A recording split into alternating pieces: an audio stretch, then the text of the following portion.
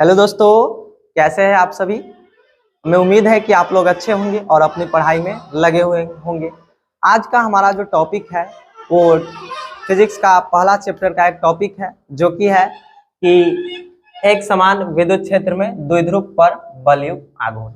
यानी कि एक समान जो विद्युत क्षेत्र होता है उसमें द्विध्रुव पर जो बल युग्म आघूर्ण लगता है, जिसको हम लोग टाउ से सूचित करते हैं, उसका हम लोग इसमें डेरिवेशन देखेंगे, फॉर्मूला निकालेंगे। तो चलिए शुरू करते हैं।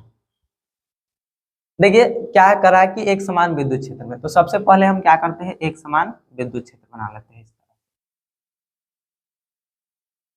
हमने क्या किया, एक समान विद्युत क्षेत्र बना लिया। और इसमें हम क्या करते हैं कि दो बिंदु लेते हैं, एक बिंदु ए और एक बिंदु बी।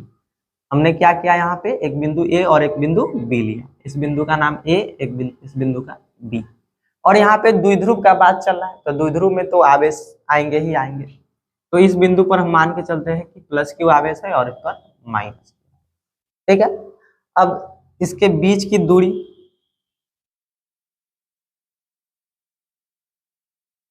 इसके बीच कुछ ना कुछ दूरी होगी। इसके बीच की दूरी को हम लोग 2l लेते हैं। कैसे लेते हैं आपको पता होगा। इसके बीच में एक मध्य बिंदु O होता है, वहां यहाँ से यहाँ तक L और यहाँ से यहाँ तक L, तो 2l हो जाता है। ठीक, इसके बीच की दूरी को क्या लिया हमने, 2l लिया। अब देखिए क्या करते हैं, ये जो द्विध्रुव है इस तरह से हम एक बना लेते हैं। यहाँ से एक लंबवत रेखा खींचते हैं इस तरह से। ठीक है, हमने क्या किया, ये एक लंबवत रेखा खींच।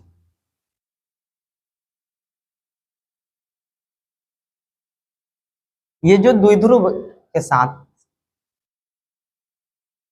ये जो द्विध्रुव है वो विद्युत क्षेत्र के साथ थीटा कोण बना रहा है। यहाँ पर भी हम बना सकते थे इस तरह से लाइन। ठीक है, ये क्या है, एक समान विद्युत क्षेत्र है, ई है।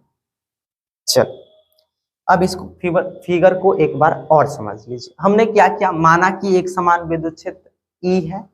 आप लिखना चाहे तो आप लिख सकते हैं, हम बोल रहे हैं माना कि एक समान विद्युत क्षेत्र ई है। विद्युत क्षेत्र में ही एक बिंदु ए तथा एक बिंदु बी, बिंदु ए पर प्लस क्यू आवेश तथा बिंदु बी पर माइनस क्यू आवेश, जो कि द्विध्रुव है। दोनों आवेशों के बीच यानी कि दोनों बिंदुओं के बीच की दूरी जो है वो 2l है।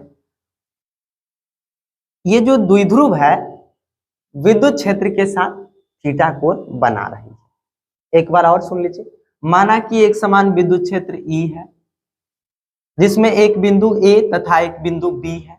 बिंदु ए पर प्लस क्यू आवेश तथा बिंदु बी पर माइनस क्यू आवेश उपस्थित है। दोनों बिंदुओं के बीच की दूरी 2l है। द्विध्रुव एक समान विद्युत क्षेत्र के साथ थीटा कोण बना रही है और हमको ज्ञात करना है क्या चीज, तो बलयुग्म आघूर्ण। यानी कि इसको घुमाने में जो बल लगा, जिसको हम लोग बल आघूर्ण बोलते हैं, घुमाने में जो कार्य किया जाता है उसको हम लोग बलयुग्म आघूर्ण बोलते हैं। वही हमको टाउ निकालना है। बलयुग्म आघूर्ण को हम लोग टाउ से सूचित करते हैं, आगे हम लोग देखेंगे।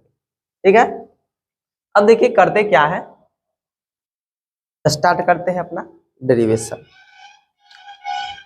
तो ये आप देख रहे हैं कि ये प्लस क्यू आवेश है और आपको पता होगा कि प्लस क्यू आवेश के कारण क्षेत्र रेखाएं बाहर की ओर होती है। यानी कि द्विध्रुव के कारण इस पर जो बल लगेगा वो किधर होगा, तो इधर। और आपने एक फॉर्मूला पढ़ा होगा, E बराबर F बटा Q। तो E तो विद्युत क्षेत्र का हो गया, F क्या हो जाता है, बल, Q आवेश। तो बल कितना हो जाएगा, इसको इधर भेज देंगे तो Q इंटू ई। F बराबर क्या हो जाएगा, Q इंटू ई। तो ये जो प्लस क्यू है इसके कारण बल कितना हो जाएगा, Q इंटू ई।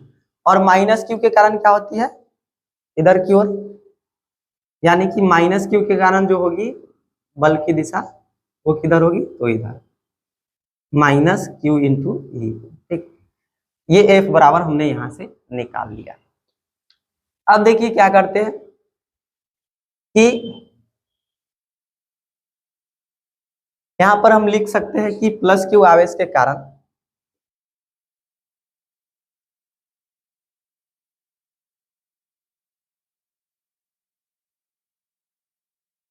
लगने वाला बल, लगने वाला बल जो है वो क्या है, Q इंटू ई है। तथा तथा माइनस क्यू आवेश के कारण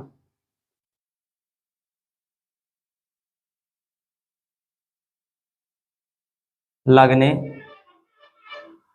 वाला बल कितना है, तो यहाँ पे आप देख रहे हैं माइनस क्यू इंटू ई।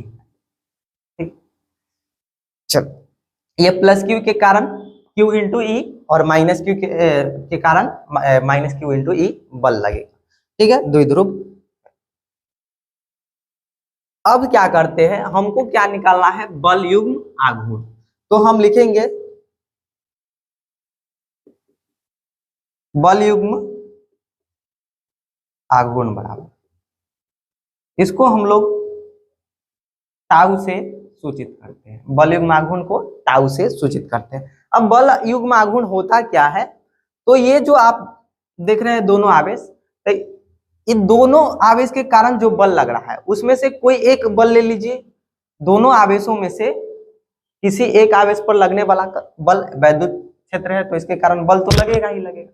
ठीक है, उसके बाद क्या होता है कि इसके बीच की लंबवत दूरी, देखिए हम लिखते हैं यहाँ पे क्या होता है, दोनों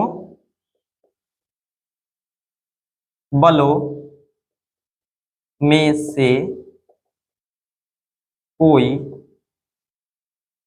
एक बल गुने दोनों, ये बल किस पर लग रहा है, तो इस आवेश, मतलब दोनों आवेश में से कोई आवेश पर बल लगेगा वो, और गुणा में दोनों आवेशों के बीच की लंबवत दूरी, दोनों आवेशों या फिर दोनों आवेशों के बीच की लंबवत दूरी। ये बल युग्म आघूर्ण का मतलब होता है कि दोनों बल में से आप कोई बल लीजिए और एक क्या कीजिए कि दोनों के बीच की लंबवत दूरी, देखिए ध्यान से यहाँ पे क्या कर रहा है, इसके और इसके बीच की लंबवत दूरी, ये लंबवत दूरी नहीं है, लंबवत मतलब एकदम सीधा 90 डिग्री पर, और यहाँ पे हमने ये 90 डिग्री ये है, तो इसके बीच की दूरी हमको लेना है, तो इस बिंदु को मान लीजिए सी है। तो अब आगे देखिए क्या होता है, तो लिखेंगे टाउ बराबर दोनों बलों में से कोई एक बल, तो एफ लिख सकते हैं हम बल के जगह पे एफ, गुना में दोनों आवेशों के बीच की लंबवत दूरी, और लंबवत दूरी ये हो जाएगी एसी, तो यहाँ पर एफ इंटू ए सी लिख लेते हैं। अब देखिए टाउ बराबर क्या हो जाएगा, टाउ बराबर एफ, आप चाहे तो माइनस क्यू इंटू ई रख सकते हैं, चाहे क्यू इंटू ई, लेकिन माइनस वाला भी रख सकते हैं, कोई दिक्कत नहीं है, लेकिन हम ये वाला रखेंगे क्योंकि आवेश अगर ऋणात्मक होगा तो क्या हो जाएगा, खुद पर खुद मान माइनस में आ जाएगा, धनात्मक होगा तो प्लस में आराम से आ जाएगा, इसलिए हम एफ के जगह पे क्या रखेंगे, क्यू इंटू ई, इंटू में एसी, एसी अभी पता नहीं है क्या कहाँ से, तो चूंकि हम लिखेंगे एफ बराबर जो होता है वो क्या होता है, क्यू इंटू ये इस फॉर्मूला से विद्युत क्षेत्र की तीव्रता से हमने बताया। अब देखिए हमको चाहिए कौन चीज, तो एसी चाहिए, क्या चाहिए, एसी, तो यहां पर हम एसी निकाल लेते हैं, ये थोड़ा सा मिटा देते हैं। चलिए अब हम लोग क्या निकालते हैं, हमको क्यू एफ तो मिल गया, एसी नहीं मिला, तो इधर एसी निकालते हैं।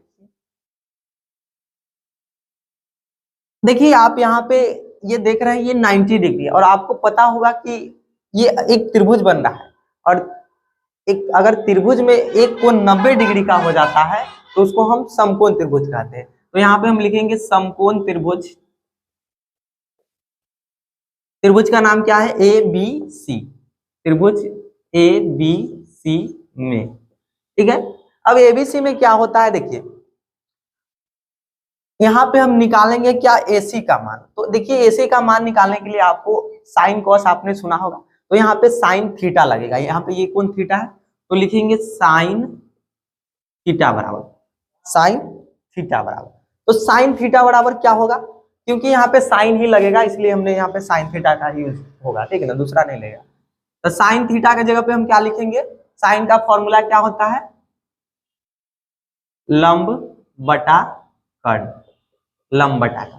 देखिए तो थीटा ये कोण है तो लंब क्या हो जाएगा, लंब ये वाला हो जाएगा और कर्ण ये हो जाएगा और ये आधार हो जाता है। ठीक है, लंब बटा कर्ण। तो यहाँ पे हम क्या करेंगे, साइन थीटा बराबर, लंब कितना है, लंब हमको पता ही नहीं है, ये एसी ही तो चाहिए, लंबवत दूरी एसी ही है तो हम लंब को एसी ही लिख रहने देते हैं, बटा कर्ण कितना है ए बी, कर्ण कितना है ए बी, यानी कि ए बी का मान पता है हमको 12, तो हम डायरेक्ट 12 रख लेते हैं, एक स्टेप हमारा कम जाएगा। अब देखिए हमको चाहिए क्या चीज, एसी, क्या चाहिए एसी, और ये एसी के बटा में 12, अगर इसको हम इधर भेज देते हैं तो ही हमारा एसी मिल जाएगा, यानी कि एसी बराबर क्या हो जाएगा 2L इंटू गुना में चल जाएगा, ये बटा में है तो इधर क्या आ जाएगा गुना में चल जाएगा। ठीक है, तो ये एसी का मान आ गया। अब हम क्या करेंगे, ये जो एसी यहाँ पे निकला है, ये निकला है, उस एसी का मान हम लोग क्या करेंगे यहाँ पे रख देंगे, इसको आप इक्वेशन नंबर 1 मान सकते हैं। मान लीजिए लिखेंगे समीकरण 1 में एसी का मान रखने पर हम क्या करते हैं कि समीकरण 1 में एसी का मान रख देते हैं। तो चलिए टाउ बराबर क्या हो जाएगा Q into E into AC, AC के जगह पे कितना है 2L साइन थीटा, तो यहाँ पे हम लिख सकते हैं 2 आगे लिख सकते हैं, साथ में Q भी लिख सकते हैं और L भी लिख सकते हैं। ये हमने कैसे किया, क्योंकि गुना में हम आगे पीछे कर सकते हैं, इससे कोई दिक्कत नहीं होती है। 2QL इंटू ई फिर इंटू में साइन थीटा। अब देखिए ये 2QL है जो है द्विध्रुव आघूर्ण का फॉर्मूला होता है 2QL, और 2QL के जगह पे हम क्या लिख सकते हैं तो P लिख सकते हैं। ठीक है, 2QL के जगह पे क्या लिख सकते हैं P, तो यहाँ पे हम क्या लिखेंगे P इंटू में E sine theta, P into E sine theta, और ये जो हमारा आया tau equal to PE sine theta, यही जो आया यही क्या है, तो द्विध्रुव पर जो बल युग्म आघूर्ण लगता है वो यही फॉर्मूला है। ठीक है, अब देखिए कुछ कंडीशन होते हैं, कंडीशन देख लेते हैं, कुछ केस होते हैं कि जब सबसे पहले हम क्या करते हैं, इसको सदिश रूप में लिख देते हैं।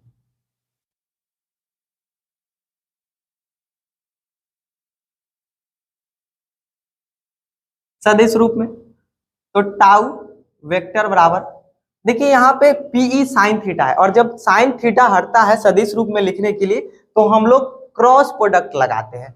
जैसे A इंटू बी लिखा है तो इसका मतलब होता है कि AB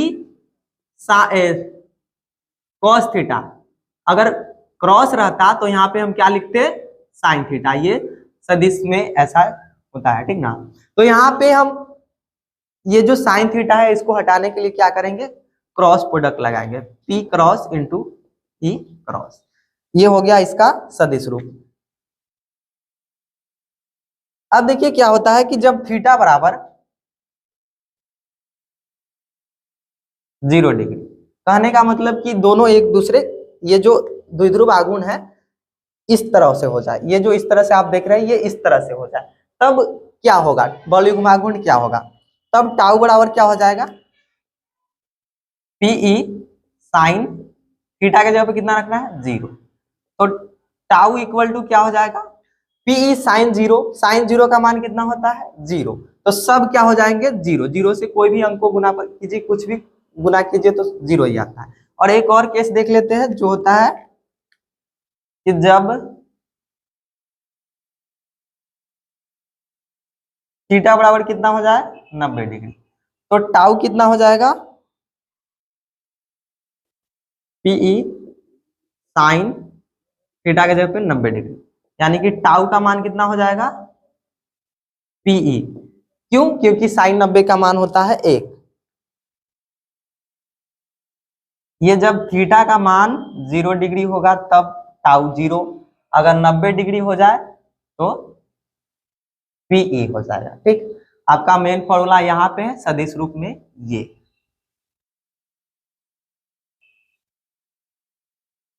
तो आज का हमारा ये क्लास समाप्त हुआ। मिलते हैं हम आपसे अगले वीडियो में एक और नए टॉपिक के साथ। तब तक के लिए जय हिंद, जय भारत, वंदे मातरम।